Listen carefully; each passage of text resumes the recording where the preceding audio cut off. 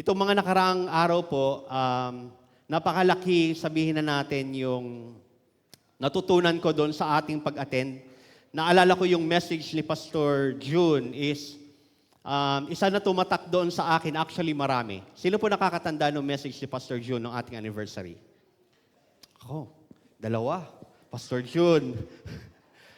Alam niyo po ang maganda ngayon sa mga services natin, dahil po siya ay naka-record, pwede niyong balikan. Ano po?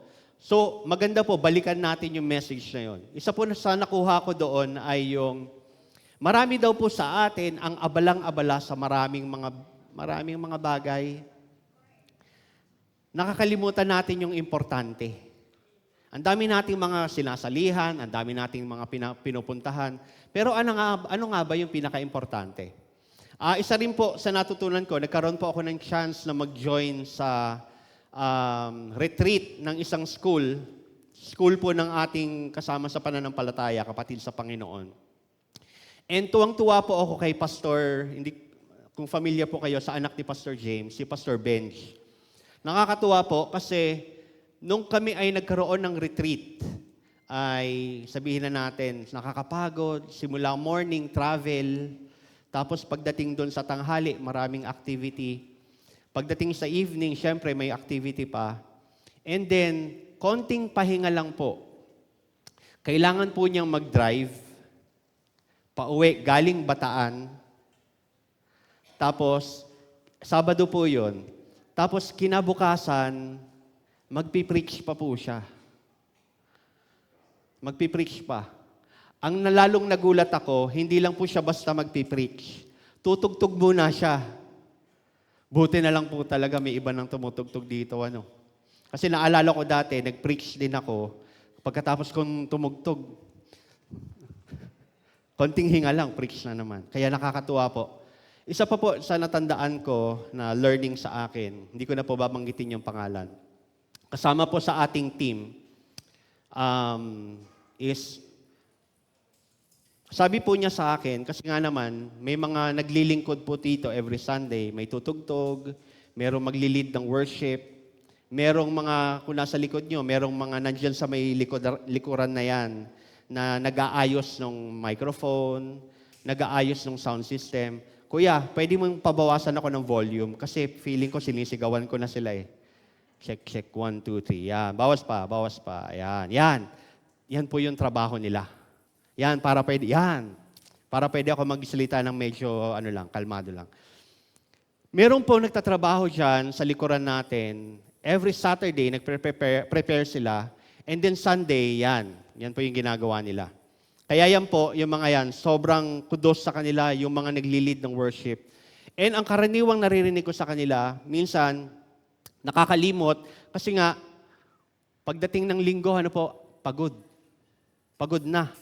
Kasi from Monday to Friday, nagbabiyahe ka, trabaho, nasa isip mo, pagod, Sabado pa, Linggo pa, talagang pagod. Alam niyo po, nararanasan ko rin po yung bagay na yon. Sobrang overwhelmed, pagod. Kaya ito pong mensahe na to ay actually ay bunga ng aking damdamin. One time po, nung ako ay papunta ng trabaho, ang lakas po ng ulan. Siguro po a few weeks ago, siguro po naaalala natin, di ba, nitong mga nakaraang buwan o week, ay sobra yung ulan, laging malakas yung ulan. Ulan siya ng ulan. And then, nung ako po ay papunta sa work, pwede ba natin pakita yung picture? Yan. Ano pong nararamdaman nyo pag nakikita nyo yung ganyan? Stress. Di ba? Sobrang stress. Kumbaga, papasok ka pa lang sa trabaho, basa ka na. Sa mga nagda-drive, katulad siguro ni Kuya, parang, di ba, traffic, meron pang magagalit sa'yo. Siksikan, sasabihin nung kasya pa dalawa. Kasya pa dalawa, pero ang kakasya na lang ay isa na lang. So, ibig sabihin, nandoon ka sa jeep, pagdating mo sa trabaho, sino po yung nakakangiti pa? Di ba? Kumbaga, sabi nga nila, ang word nila ay hulas. Hulas ka na. Tapos, ginagawa mo yon from Monday to Friday. So, ano na po nararamdaman nyo? Mabigat. Di ba? Kaya po naintindihan ko, one time, nung kami ay nagpa-practice, sabi po niya sa akin,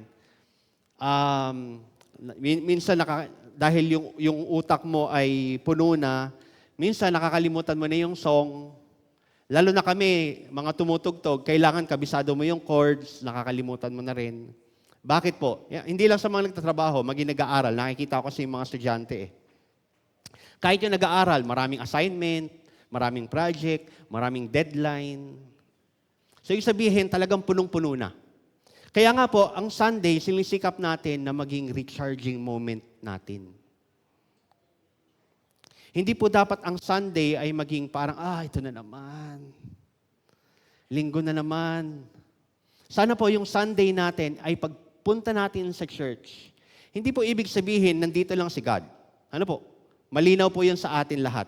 Hindi lang nandito ang Diyos. Ang Diyos ay kasama natin sa araw-araw ng ating buhay. Pero ang kaibahan po ng Sunday ay nakikita natin ng bawat isa at nagkakaroon tayo ng time na kamusta ka?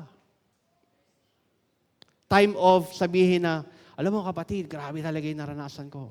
Alam mo kapatid, nakakapagod. Ito po yung time na sana po, ito ngayong maganda ma-develop po natin. Every time na papasok po tayo, habang hindi pa nag-i-start yung service, hanap ka ng kapatid. And then tabihan mo, kapatid, kamusta ka? Hindi mo alam, kailangan niya pala ng prayer.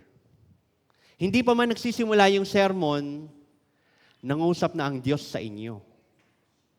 Hindi pa man nagsimula yung kantahan, nangusap na ang Panginoon sa bawat isa sa atin. Bakit? Ang Panginoon ay kasama ng bawat isa sa atin.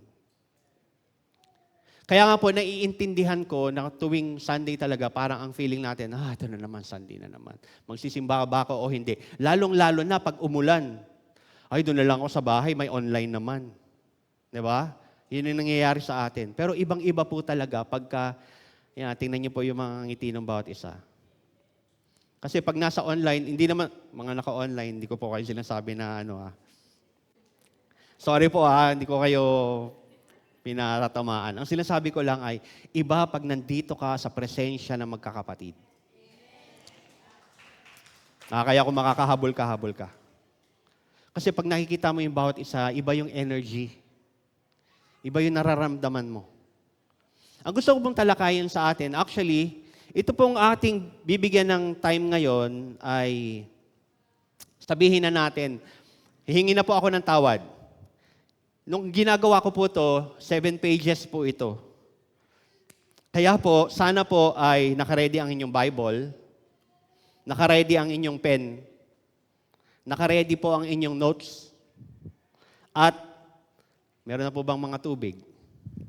Bili na po kayo ng inyong water bottle o kaya mga lalagyan ng tubig. Kasi medyo mahaba po yung ating pag-uusapan na sisikapin kong i-condense. Kaya po siya mahaba, kaya po siya kasi ang dami pong information dito na gusto ko na matutunan natin lahat. Na maaaring makatulong sa bawat isa sa inyo. Para pagka dumating yung time na kayo ay parang lito na, stress na, naguguluhan na, ay talagang sabihin na natin, magkaroon kayo ng, ano nga ba yung tinuro ni Kuya Sean no linggo? Ano nga ba yung nakatulong sa akin that time? Ay matulungan po tayo sa buong time natin, buong linggo natin. Maaari po ba tayong lahat ay tumayo? Basahin po natin. Buksan po natin ang ating mga Bible sa Mark 1. Sa Mark 1, verse 35 hanggang 39. Okay? So kung nandun na po ang inyong mga Bibles, babasahin ko po sa English muna, and then babasahin po natin sa Tagalog. Sabi po sa English, "And rising very early in the morning, while it was still dark, he departed and went out to a desolate place, and there he prayed. And Simon and those who were with him searched for him. And they found him and said to him, 'Everyone is looking for you.' And he said to them, 'Let us go on to the next town, that I may preach there also, for that is why I came out. And he went out throughout Galilee, preaching in the synagogues and casting out demons. Sa Tagalog po ay ito yung sabi. Madaling araw pa ay bumangon na si Jesus. At nagpunta sa isang lugar na walang tao, at doon ay nanalangin siya. Hinanap siya ni Simon at mga kasama nito, at matagpuan siya ay sinabi nila, hinahanap po kayo ng mga tao. Ngunit sinabi niya sa kanila, kailangan pumunta rin tayo sa mga karatig bayan upang mangaral ako roon. Ito ang dahilan ng pagparito ko. Nilibot nga ni Jesus ang buong Galilea. Nangaral siya sa kanilang mga sinagoga at nagpalayas ng mga demonyo. Tayo po'y manalangin. Hallelujah, Jesus. Father God, as we pray this morning, habang nananalangin kami, Panginoon, hinihiling ko, Lord God, ng iyong banal na Espiritu ang mangusap sa bawat isa sa amin. Lord, sabi nga ni Apostle Paul, it's not out of the eloquence of the word ng speaker o ng communicator o ng pastor. Pero ang pinakamahalaga ay ang iyong banal na Espiritu na talagang kakausap sa bawat isa na nandito ngayon, O Diyos. Hindi, Lord God, yung boses ko, hindi, Lord God, yung kakayahan ko magturo, kundi, Lord God, yung Espiritu mo, kapangyarihan ng Espiritu mo, O Lord, ang talagang mangusap sa isip, sa puso, para, Panginoon, merong pagbabago ng aming buhay patuloy. Kasi, Lord God, yun ang gusto mo mangyari sa bawat isa sa amin. Hindi dahil naligtas kami dahil sa mabubuting naming gawa, hindi, Panginoon. Kundi kami ay gumagawa ng mabuti, kami ay nababago ang aming buhay, dahil una kang nagbigay sa amin. Ikaw ang pinanggagalingan, Panginoon, ng aming kaligtasan. Ikaw ang pinanggagalingan, Panginoon, ng aming joy, Lord God. Ikaw yung pinanggagalingan ng aming kapayapaan. Kaya nagpapasalamat kami sa iyo. Panginoon, tinitiwala po namin ang aming buhay. Sa iyo po ito, sa pangalan ni Jesus. Amen. Tayo po yung makakupo. Meron po akong 3 puntos na bibigay sa inyo. Ito ay sabihin na natin simplified para po ating matandaan yung ating pinag-uusapan ngayon. So ito pong tinalakay natin ay kwento kung ano yung ginawa ni Jesus nung time na siya ay nandito sa lupa. So meron 3 point na bibigay ko sa inyo. Ito po yung first point. So kung meron po kayong notes, pwede nyo na pong sigurong i-ready yan. The first point that I want to give is coming from verse 35. Ang first point po, pwede niyo pong ilagay dyan, God first. God first. Sabi po doon sa verse ay, madaling araw pa'y bumangon na si Jesus at nagpunta sa isang lugar na walang tao doon at anong ginawa po niya? Nanalangin siya. Ito pong sinishare ko sa atin ngayon ay hindi ko sasabihin na rule. Hindi po ito rule. Hindi po ito batas. Ito po ay tinatawag natin na principle. Sa English po, tinignan ko yung word na principle. What is a principle? Ano nga ba ang principle? A principle is a fundamental truth. Ibig sabihin po ng fundamental truth, ito po ay pawang katotohanan. Malinaw na truth, malinaw na katotohanan. Fundamental truth or proposition that serves as a foundation, pundasyon, for a system of belief, paniniwala, pananampalataya, and or behavior. Kumbaga, sa madaling sabi, ano ba yung prinsipyo mo sa buhay? Yung ituturo ko po sa atin ngayon, hindi ito rule. Kundi ito po ay prinsipyo, principle. Alam niyo po ba in Genesis 2, sabi po doon sa Bible, kung babasahin natin, nung hiningahan ng Diyos ang tao, imagine po natin, ikaw yung unang tao. Siyempre, wala pang buhay. Hiningahan. Sino yung una mo makikita? Si God, yes. Jesus. When man took his first breath, pagmulat ng kanyang mata, hindi yung kantang yon. Pagmulat ng kanyang mata, ang una kagad niya nakita, si God. When man took his first breath, he was face to face with his Creator. So, ibig sabihin, ano ba yung gusto nating tingnan? Meron po akong, kung mapapansin niyo po doon sa ating verses, nakalagay po dyan, madaling araw pa may bumangon na si Jesus at nagpunta sa isang lugar na walang tao at doon na inanalangin siya. Hinighlight ko po yung tatlong bagay dyan, tatlong phrases dyan, kasi ito po yan. Madaling araw, yun po yung tinatawag na kailan, when. Time. Kailan. Madaling araw. Pakibalik nga Ate Milet. Madaling araw pa ay bumangon na si Jesus. When? Kailan? Ang sumunod po ay nagpunta sa isang lugar. Ano yun? Where? Ang sumunod po ay at doon ay nanalangin siya. Ano yung sunod? What? When? Kailan? Where? Saan? What? Ano? Ano po yung importansya nun?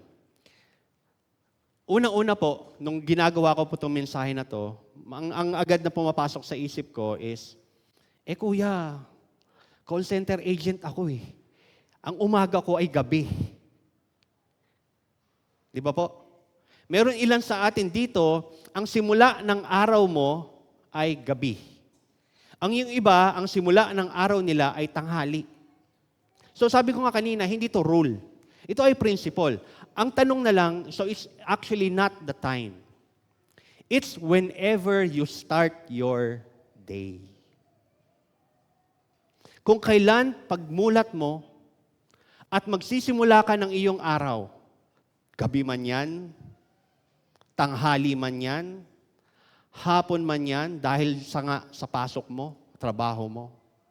Whenever you start your day, God first.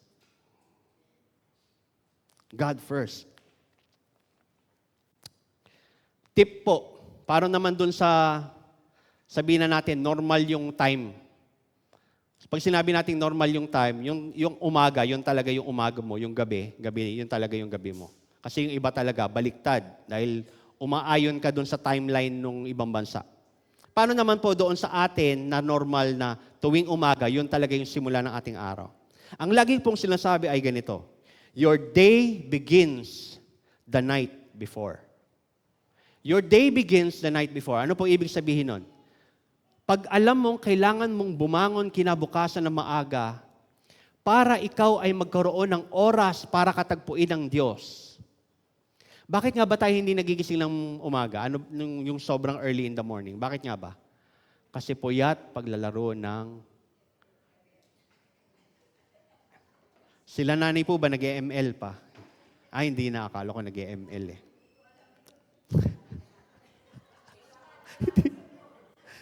Okay, Facebook. Kung alam mo na kailangan mong gumising ng maaga, gusto kong katagpuin ang Panginoon, bago ko simulan yung araw ko, ano ba yung kailangan kong isakripisyo ngayong gabi?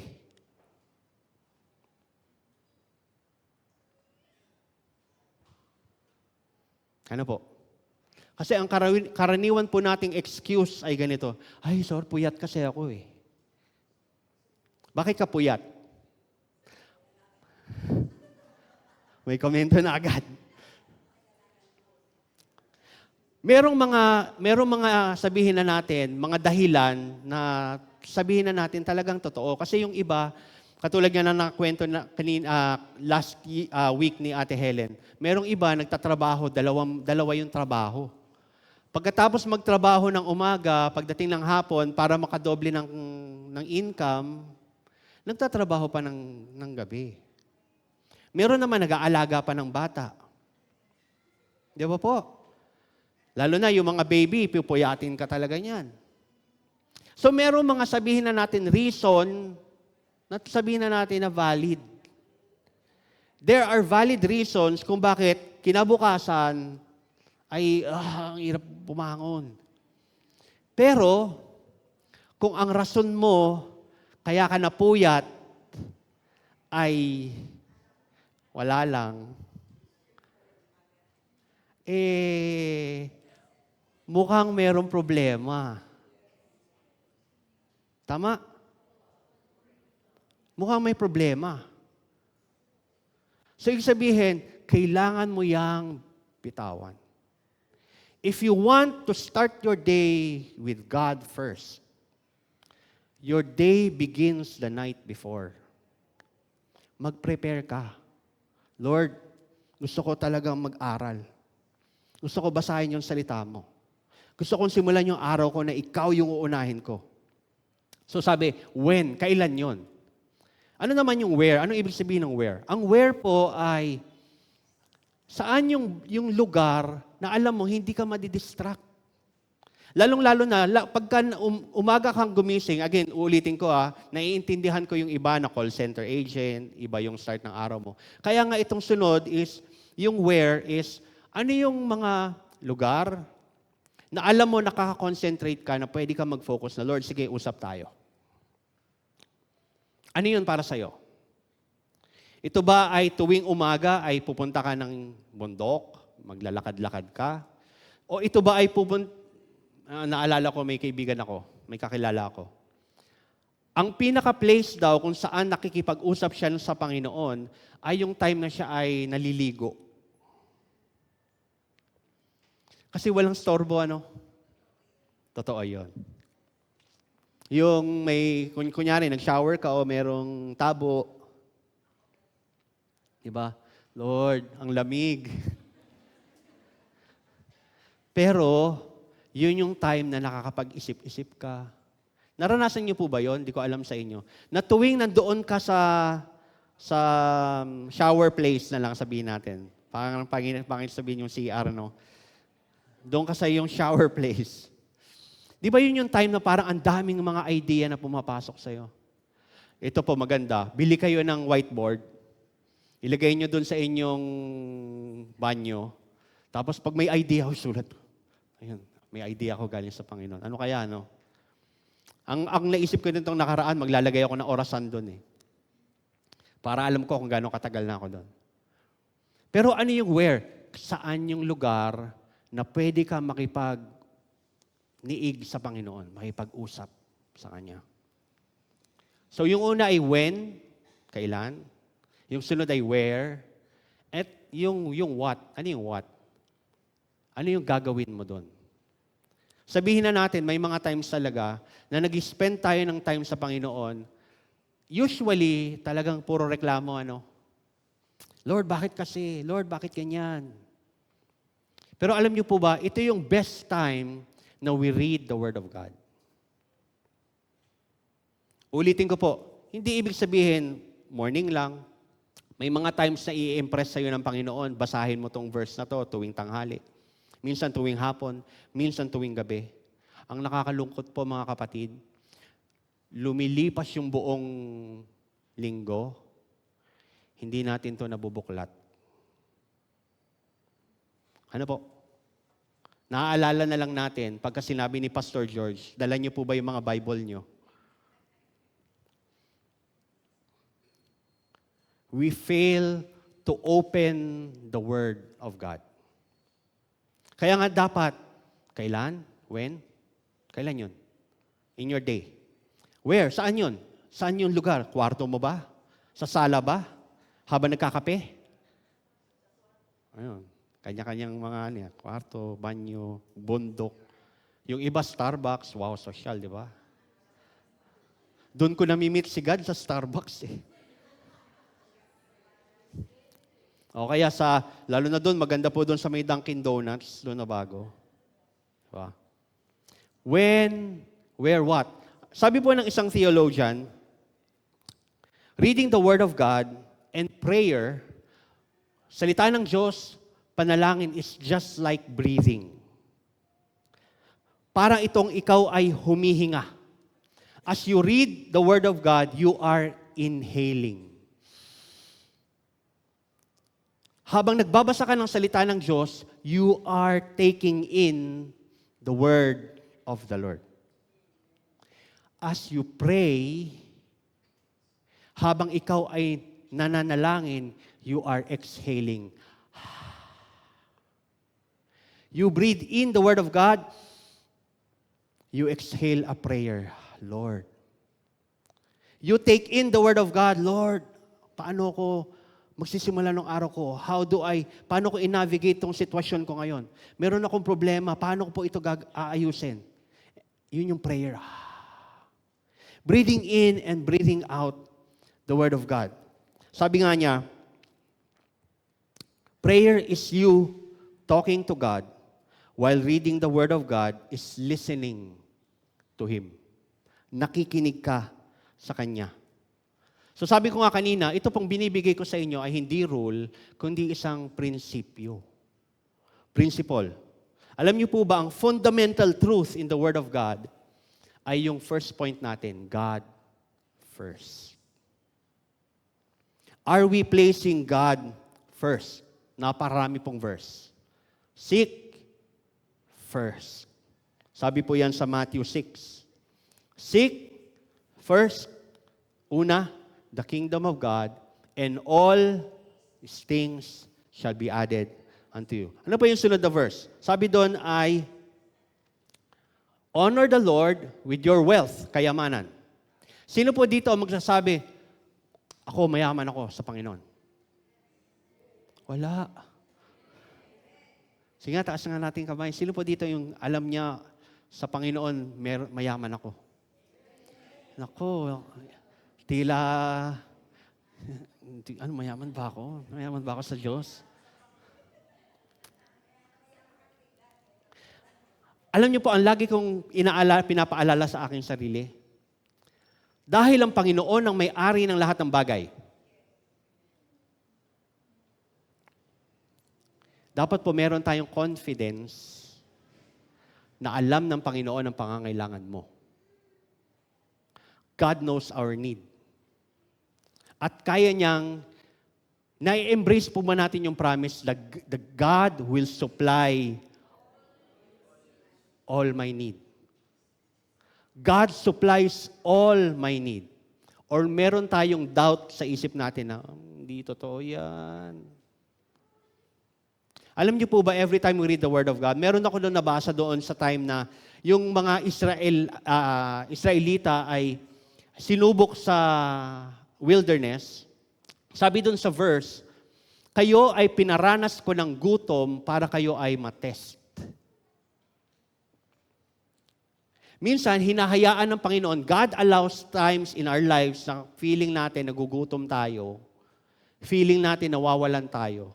Bakit? Kasi kailangan natin malaman at maintindihan, sino nga ba ang iyong pinagtitiwalaan?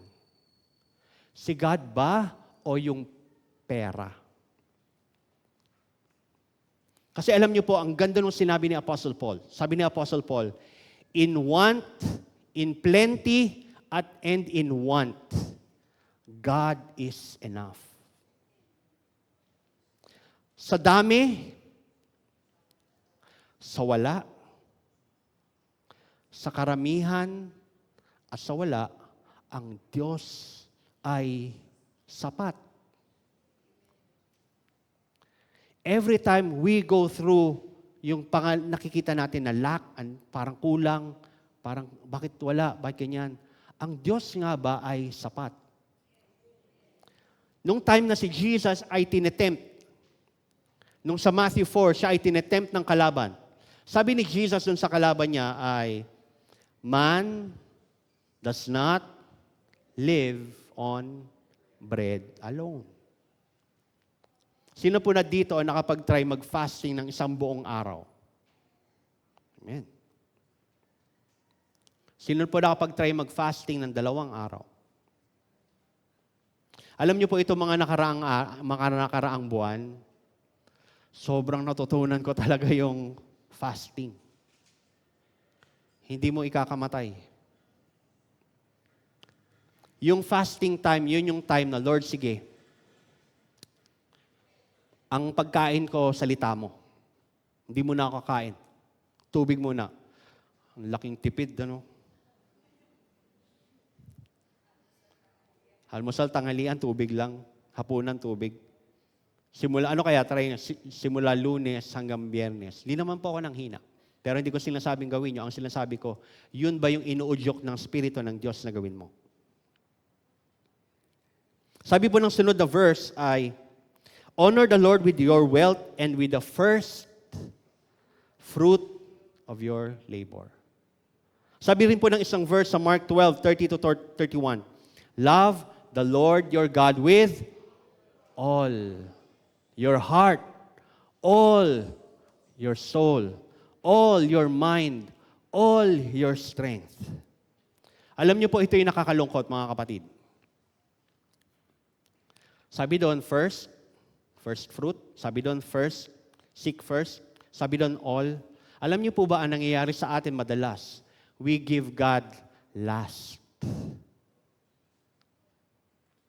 The last of our strength. The last of our time. Sadly, we always give God what is left. O ano yung natira. Naibibigay natin sa Diyos yung tira-tira natin. Tirang oras, tirang lakas, natitirang yaman, natitirang kaisipan. Kaya kapag nagkapalpak-palpak na, nagkasakit ka na, nagkautang-utang na, nawalan ka na ng trabaho, nadisgrasya ka, nadelubyo yung negosyo mo, tsaka natin naaalala si God. God becomes the last resort. Ano po ba ang mahirap ibigay sa Diyos? Oras. Wala kang time. Lakas mo. Hindi ako makakapaglingkod. Ito yung pinaka-top ng list. Kayamanan natin. Tayo pa ang nagdadamot sa Diyos. Wala akong pera. Ang lagi kong pinapaintindi sa sarili ko, huwag kong sanayin na, ay, wala akong pera. Hindi. Ang lagi kong tinuturo sa family, huwag mong sabihin na wala kang pera. Sabihin mo, parating. Ano po? Di ba mas maganda yung, kamusta ka? Wala nga akong pera eh. Hindi po.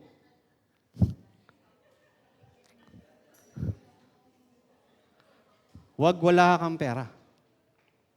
Kung usapang, tinan nyo po, pagka pera, pera, usapang pera. Huwag mong sabihin na wala kang pera, ang sabihin mo, parating. Bakit? You are expecting something dahil alam mo ang Diyos, God has your back. Sabi sa Bible, He knows your need. Do we believe? Naniniwala po ba tayo na God knows our need? Alam ko po na topic na to last time, ano? Ang gusto kasi natin want, hindi yung need. Alam niyo po, mayroong ongoing debate. Medyo anuhan ko lang po ito kasi nung ginagawa ko po yung mensahe ay kasama ito sa naisip ko na ituro sa inyo. Meron po kasing debate ngayon na pagka New Testament ba, kailangan nagtatites ka pa rin, hindi ka nagtatites, ganyan. Ngayon yung karaniwang usapan eh.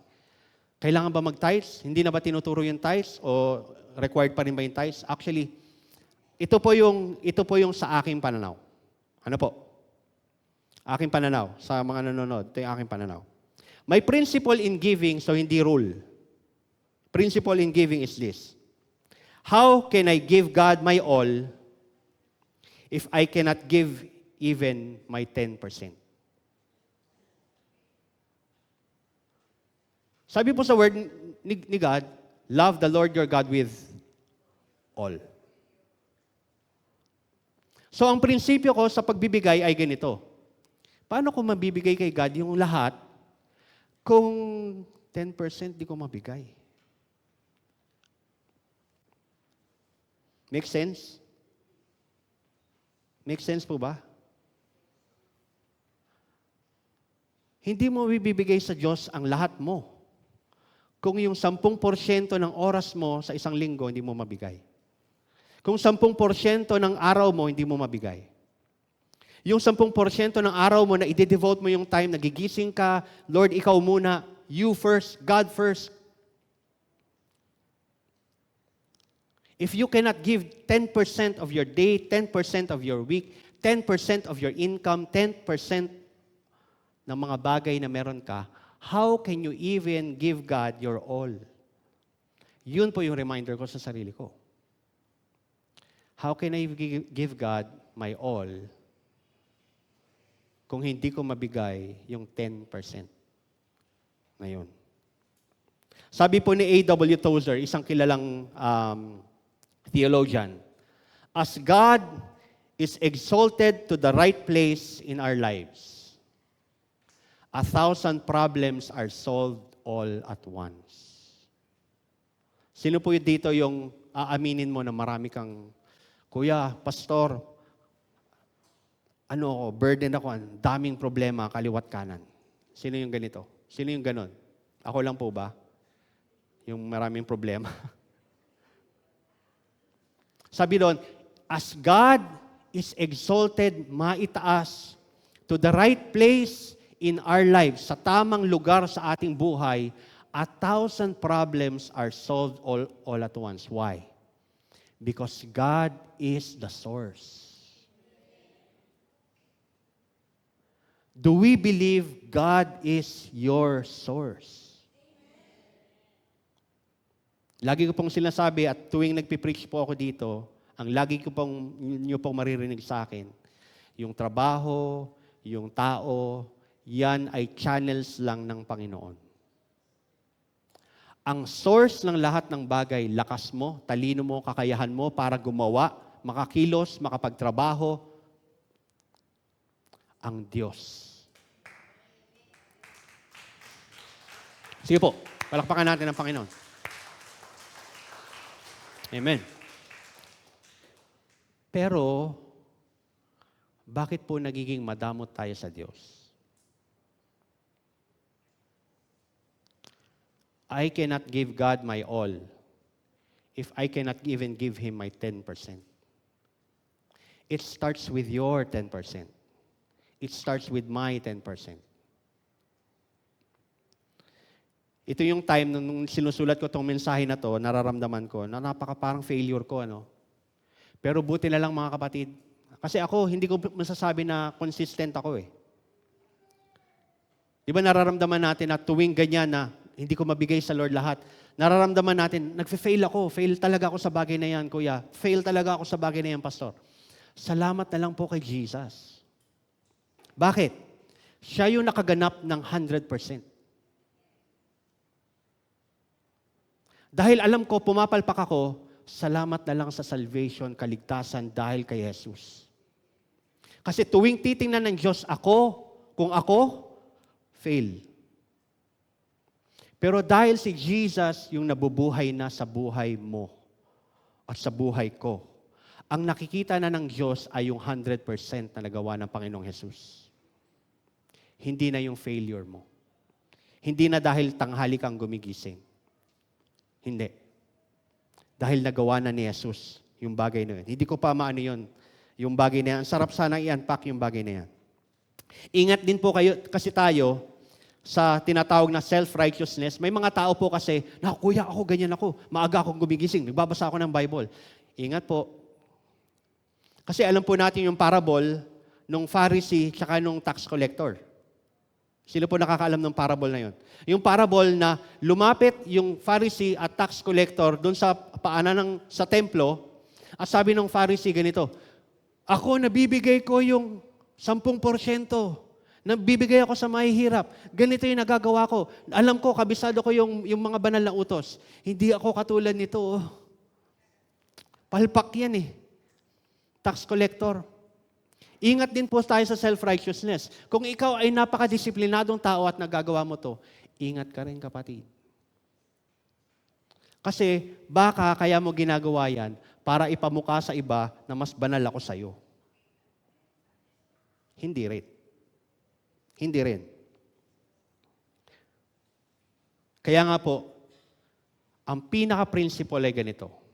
Lord, dahil ginawa na ni Jesus ang lahat para sa akin, Panginoon, yun yung susundin ko.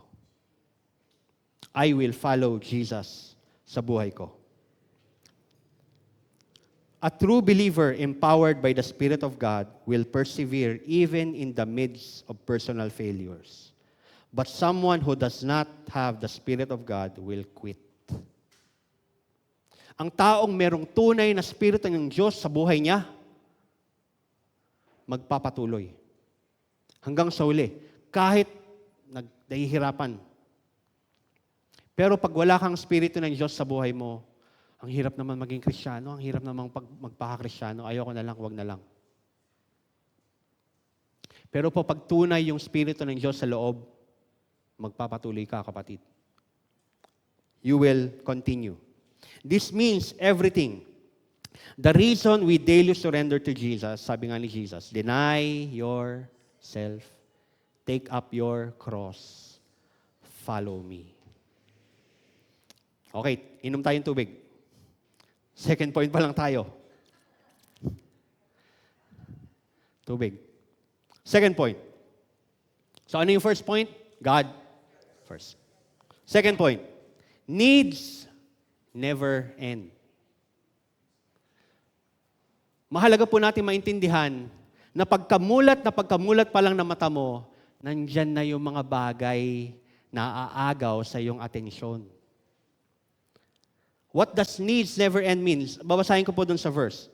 Sabi po sa verse 36, hinanap siya ni Simon at mga kasama nito, at nang matagpuan siya ay sinabi nila kay Jesus.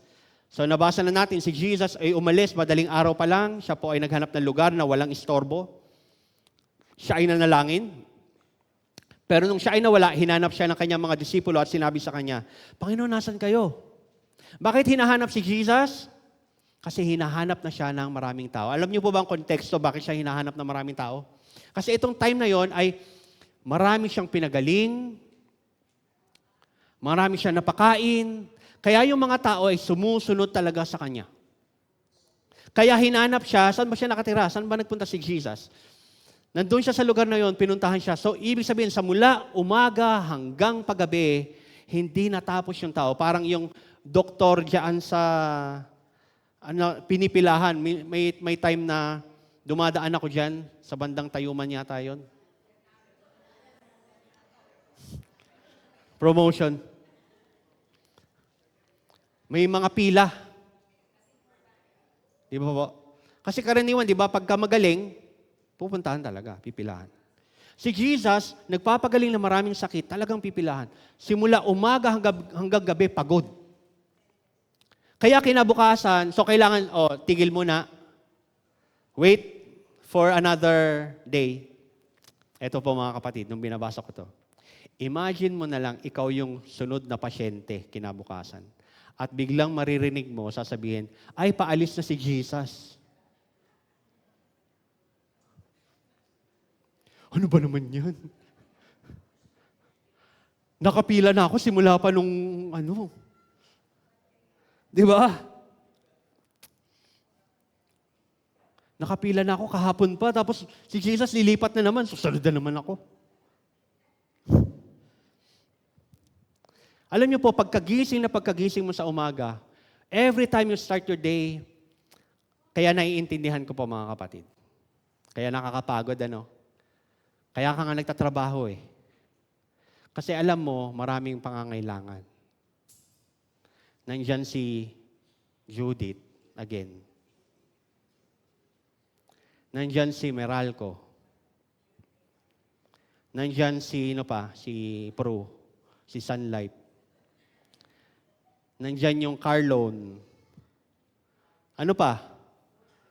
Nandyan yung mortgage. Nandyan yung kailangan mong bayaran. Nandyan yung baon. Nandyan yung boss mo, may deadline ka. As soon as you wake up, ano nga ba yung gagawin ko? Checklist. Kaya nga, wala na talagang time na pagdudugtong natin. Kaya naiintindihan ko. Pagkagising mo pa lang ng umaga, pagod ka na, hindi ka pa nagsisimula. Kaya nga po, napaka-importante, we start with God. When you wake up in the morning, babasahin ko muna yung Energy-draining situations are everywhere.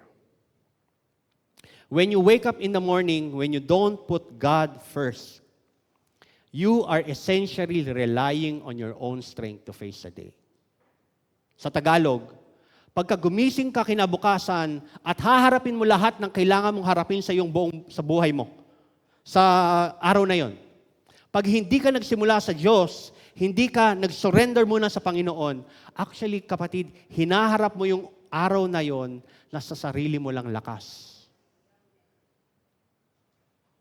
Kaya pagkatapos actually, hindi pa nga natatapos yung umaga, galit na galit ka na. Ano ba naman to? Ito na naman si ano. Kanina pa yan. Di ba? Kaya hindi ko rin po masisi. Ito po lagi kong pinapaalala sa mga kaibigan ko. Nagtrabaho po ako sa fast food. Nag-work ako doon.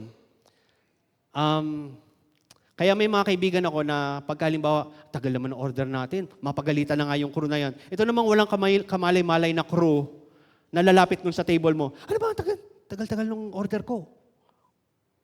Mga kapatid, wala naman pong kasalanan yung crew. O kaya, halimbawa, nasa call center ka, tapos pagbungad mo ng, hello, good morning, biglang sisigawan ka agad. Minsan po tayo yung ganun. Ano?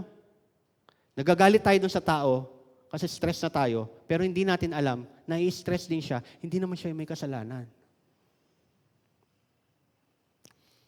Naalala ko po, nag-post ako, kaya kailangan, every time na magdadrive ako dito sa Pilipinas, kailangan meron akong piniplay na worship song. Kasi aminin ko po, alam ng pamilya ko to, sorry po talaga. Sorry po. Alam niyo po, minsan, may mga times, sabi nga, kaya nga, you put yourself to death daily. Kailangan mamatay yung dating ikaw lagi, araw-araw. Kasi po, pag hindi ko nababantayan ng sarili ko, pag nagdadrive ako, naku po, monster. Nagagalit, mainit. Mainit. Sabi nga ng asawa ko, Daddy, ingat ka. Mamaya yung kasalubong mong kotse, kasama pala sa church. Ay, si pastor pala. Wala. Oo nga. Tuwing hindi natin sinisimula ng araw natin na nakasurrender ka sa Panginoon, ang humaharap sa araw-araw, ikaw. When you wake up in the morning, when you don't put God first, you are essentially relying on your own strength to face your day. And minsan, dahil napapagod na tayo, na-stress na tayo, madalas din, ang trato natin sa Panginoon ay genie. Alam natin yung word na genie, di ba? Si Jesus, yung genie, yung Lord, pahingi ng ganito. Ang tingin natin kay Jesus ay, Lord, pwede bang ganito yung gawin mo? Mga kapatid, ito po yung reminder sa ating lahat. God is not an add-on to your life. Ulitin ko po Ang Diyos ay hindi dagdag sa araw-araw mo na buhay. No.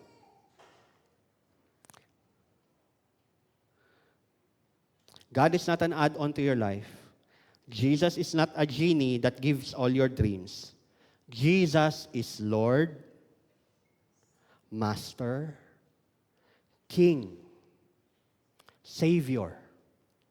Sabi doon sa Matthew 28:18, all authority in heaven and earth has been given to Him.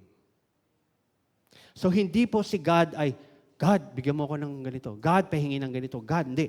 Actually, dapat ikaw, tayo ang sumusunod sa Kanya. Nilagay ko po dito, we follow Him. He does not follow us. We bow down to Him. He does not bow to what you want in life. No. Alam niyo po ba, kaya sikat na sikat yung mga prosperity preachers?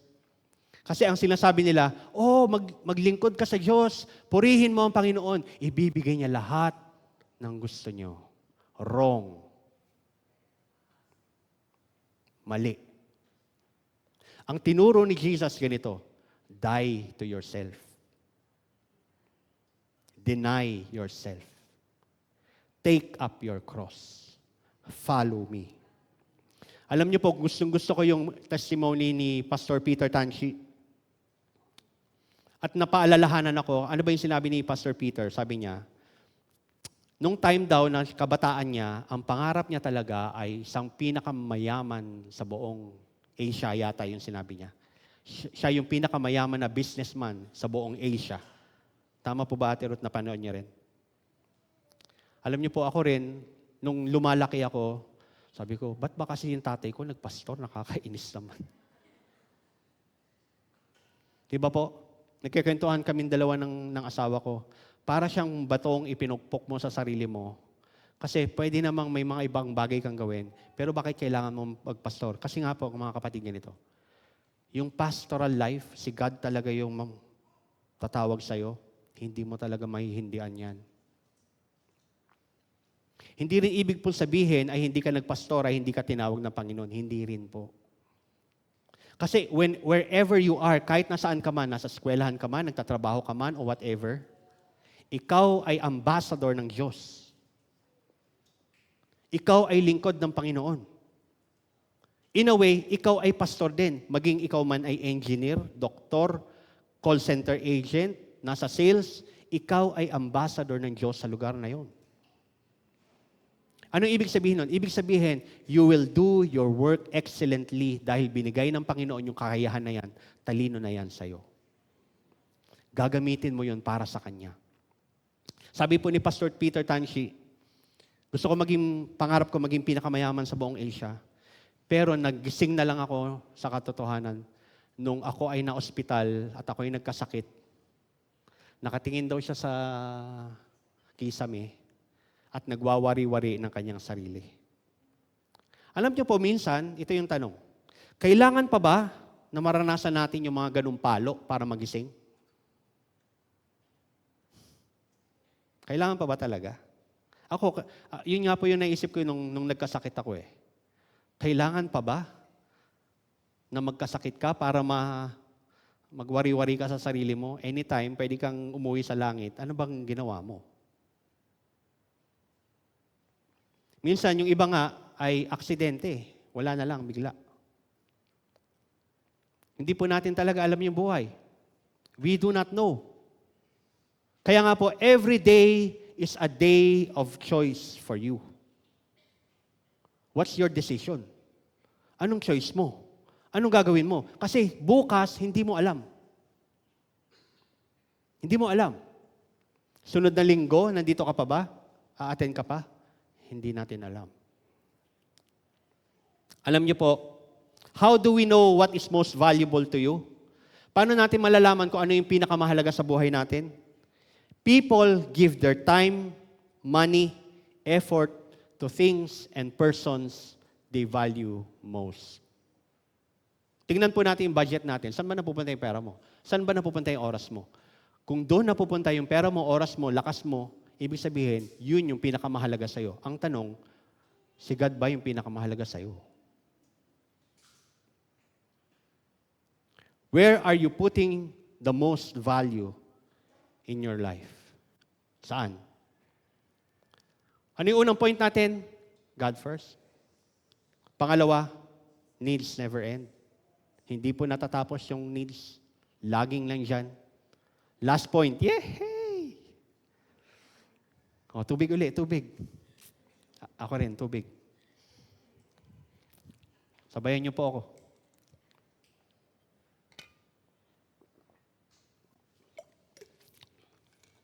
Last point. Prioritize. Prioritize. God first. Needs never end. Huli, prioritize. Live out your purpose. Sabi po dun sa verse 38 hanggang 39, last verse. Ngunit, sinabi sa kanila, kailangan pumunta rin tayo sa mga karatig bayan upang makapangaral ako roon. Ito ang dahilan, yan po yung hinighlight ko. Ito ang dahilan ng pagparito ko. Nilibot nga ni Jesus ang buong Galilea, nangaral siya sa kanilang mga sinagoga at nagpalayas ng mga demonyo. Alam niyo po, katulad nung sinabi ko kanina, nung binabasa ko tong verse na to, lalo na nung mga unang beses, sabi doon, si Jesus, nagpapagaling siya, pinupuntahan na siya ng mga tao. Di ba ang ganda na noon? Halimbawa, meron siyang lugar doon, pupunta na lang yung mga tao, hindi na niya kailangan pumunta kung saan-saan. Punta na lang kayo dito, nandito si Jesus. Na-confuse ako kasi nga, ini-imagine ko kung ako yung pasyente. Kung halimbawa, ako na yung susunod na titingnan ni Jesus, papagalingin niya. Kinabukasan, aalis na daw si Jesus. Alis si Jesus. Nakapila na ako eh. Pero alam niyo po ba mga kapatid, healing the sick is not the point.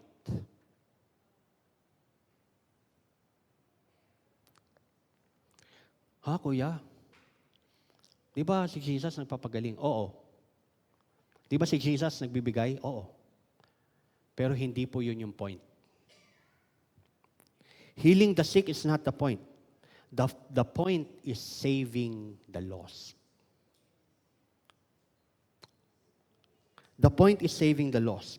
Preaching the gospel so people not only be healed, hindi lang mapagaling ang mga tao. Hindi lang sila makareceive ng temporary na relief. It's about salvation and eternal healing. Kasi itinan niyo po, isipin natin mabuti. Kunyari ikaw ay nakaranas ng kagalingan galing sa Panginoon. Itong araw na to. Hindi ka na ba magkakasakit uli? Halimbawa ay pinagkaloob ng Panginoon yung binapanalangin mo na lakihan natin. 500,000 pesos. Hindi ka na ba mangangailangan uli? Alam niyo po, madalas nakatuon ang ating pansin doon sa temporary na mga bagay. Healing is temporary. Finances is temporary. Promotion is temporary. Actually, if you think about it, yung work, temporary rin yan eh. Bakit naman temporary, kuya? Alam niyo po, marami akong napapanood sa YouTube na kwento ng mga kaibigan, kwento ng mga kakilala. Nung time na, halimbawa, ang trabaho mo ay, ano ba magandang example? Kunyari, ako na lang, tumutugtog. Nung time na yon na talagang ako ay sa banda. Tapos na-disgrasya ako ay, kumbaga, nasira yung muscle ko. Katulad nun, dati talagang ako ay, hindi naman baldado, no? Napaparalyze ako nun. Kaya salamat na lang sa Lord talaga nung time na yon na si Siljan ay maliit pa. Dahil naging trabaho ko yon magbanda. Buti na lang hindi natataon na inaatake ako nung ako ay napaparalyze. Nung time na nakaschedule lang gig. Kasi imagine nyo na lang po, hindi ako makakapunta guys. Gulay ako ngayon. May tugtog. Sino tutugtog doon? And yung mga time din, nagtrabaho rin po ako, nagde-deliver ako ng ref. Nagde-deliver ako ng appliances sa SM warehouse. Sino po nakaranas dito magtrabaho sa ganon, yung delivery? Wala. So, ako lang. Alam niyo po, may mga times, pupunta kami sa isang bahay, isang building, ang sasabihin ba naman sa amin, at nasa ang floor po ito, i-deliver namin, condominium. Nasa third floor po yan. Sige, nasan po yung elevator? Ay, kuya, sira po yung elevator. Ang ref na dala namin. Salamat na lang talaga sa Panginoon, hindi yun yung time na. Pero every time po, pagkatapos kong gawin yun, syempre, hindi lang naman po isang ref yung i-deliver namin, mga kapatid. Di-deliver kami ng washing machine, di-deliver kami ng ref, magdi-deliver kami ng TV. Nung time po na yun, hindi pa ganun kauso yung ganyan na mas magaan. Pambira. Ang binubuhat po namin noon, mga kapatid, yung picture tube pa. Na pag namali ka ng buhat, Kasi yung mga kabataan, di nyo na alam yan. Yung TV po na picture tube, yung bigat niyan, kailangan alam mo kung nasaan. Kasi pag namali ka ng buhat yan, magbabayad ka ng malaki-laki. Iyayabang ko lang po nung time na bumili kami ng ref, so dineliver sa bahay, sabi ng mga anak ko, Daddy, paano mo iaakyat yan? Kasi nasa second floor kami. Alam po yan. Sa pick-up, paano mo ibababa yun? Alam ko kung paano ibaba. Yung malaking, kahit malaki, kahit lakihan mo pa. Kaya mo mag-isa, kaya ko mag-isa. Bakit? Natutunan ko paano ibaba ng safe. Nung time po na nagtatrabaho ko ng ganun, buti na lang talaga hindi ako inatake ng mga time na yun. Pero every time po nun, pagod ako pag uwi ko ng bahay talaga sa totoo lang, Lord, salamat po. Kaya nga po, nung time na yun na ako ay pumasok sa pag-aasawa ng wala pa sa... Sabi ko nga sa mga kabataan, naku mga kapatid, 3 months akong nag-iiyak tuwing bumabiyahe ako papunta ng warehouse. Lord, ano ba itong pinasok ko? Okay, mga kabataan, nasabi ko sa inyo, wag puro kilig. Minsan gano'n na nangyayari, kinikilig. Kasi, love niya ako, love ko rin siya. Ang pag-aasawa po ay ibang responsibilidad yan. Yung nararamdaman mo ngayon na kilig, iba, dapat responsibility. Responsable ka ba? Ba't nga ba ako napunta doon? Ang gulo niyo po kasi. Teka lang. Nasaan na ako? Si Nanay Rusing kasi. Sorry. Healing the sick is not the point, mga kapatid. It's saving the lost. It's saving the lost. Sabi po ni Jesus doon ay, that is why I have come. Ito yung dahilan kung bakit ako naparito. The mission of Jesus was clear. Klaro yung mission ng Panginoong Yesus. Ito yung tanong. Is your life, ang buhay mo ba, yung purpose mo, yung vision mo sa life mo, yung mission mo sa mundong to, klaro ba? Clear ba? Or sabog? Hindi malinaw. Hindi alam kung paano. Do we follow Jesus because He is God? He is worthy? He is supreme above everything in my life right now? Or do we follow because of what we can get from Him? Sabi ni Jesus sa crowd, totoo nga ang sinasabi kong ito. Hinahanap ninyo ako hindi dahil sa mga himalang nakikita ninyo, kundi dahil sa nakakain kayo ng tinapay at nabusog. Yun po yung nakalagay sa John 6:26. Hindi ko na po nilagay dyan. Alam niyo po mga kapatid, what Jesus is doing ay example sa ating lahat. Jesus gives an example of paano nga ba yung buhay na may mission. Yun po yung tinuturo ng ating mga pastor simula nung mga nakaraang linggo pa. A life with a vision, a life with purpose, a life of mission. Meron pong 3 bagay bago po yon. Sabi doon, putting God first in every aspect of our lives clarifies our direction. We are reminded of our vision, mission, and purpose. Ito na po yung huli at dito po ako mag-e-end. Meron pong 3 bagay, 3 phrase na sinulat ko na every time ako ay nalilito kung ano ba dapat yung aking gawin. Kasi ang ganda po nung sinabi ni Pastor John nung time na nag-preach siya dito.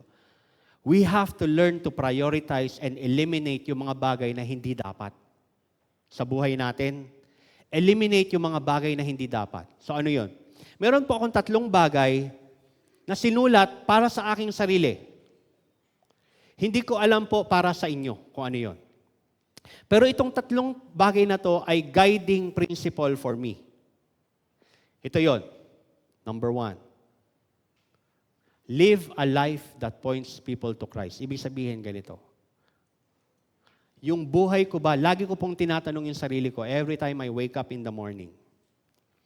Yung buhay ko ba, tuwing nakikita ako ng tao, tuwing pagka sinabi nila si Kuya Sean o si Kuya Chubbs o si Pastor Sean, nabubuhay nga ba talaga siya para kay Jesus o fake siya?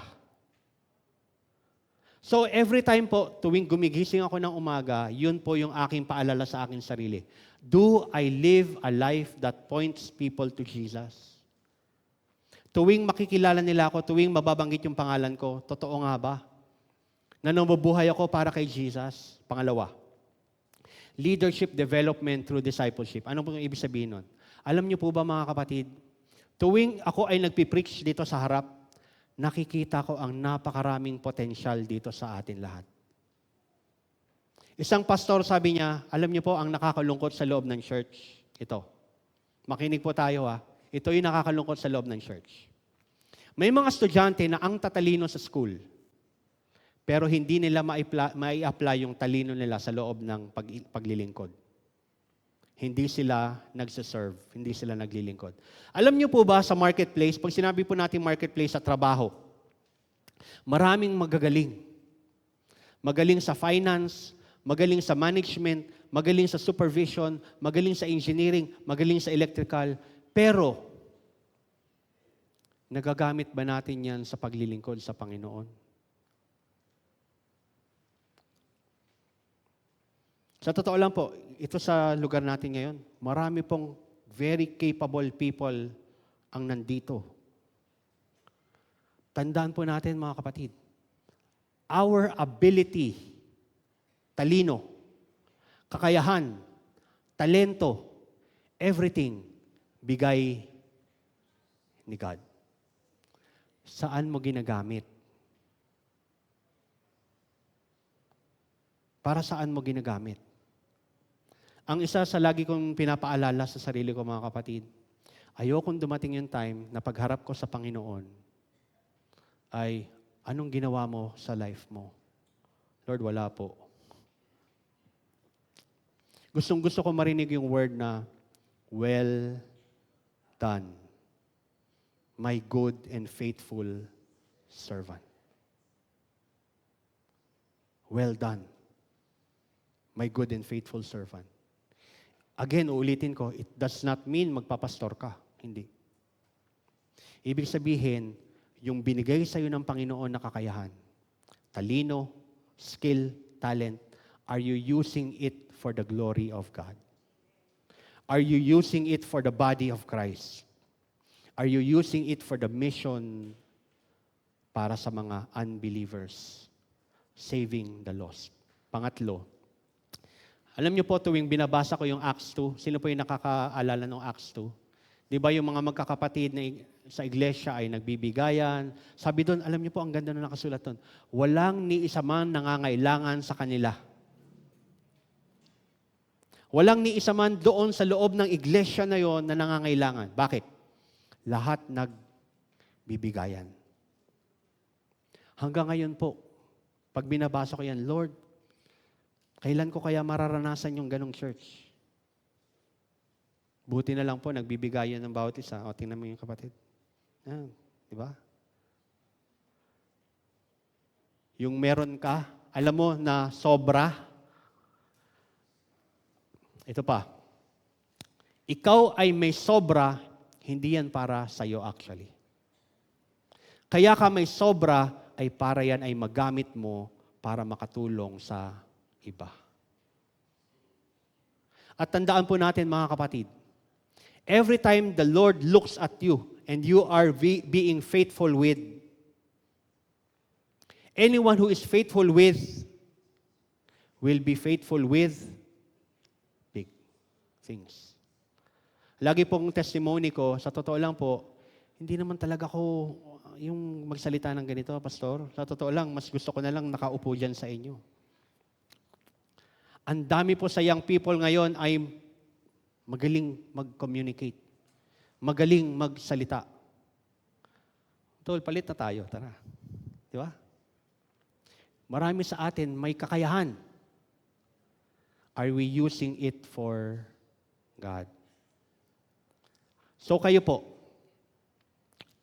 isipin natin mabuti sa ating sarili.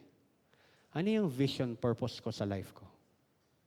Ano yung mission ko sa buhay? Ito ba ay isinasa buhay ko ngayon? Tayo po'y pumikit. Tayo po'y manalangin.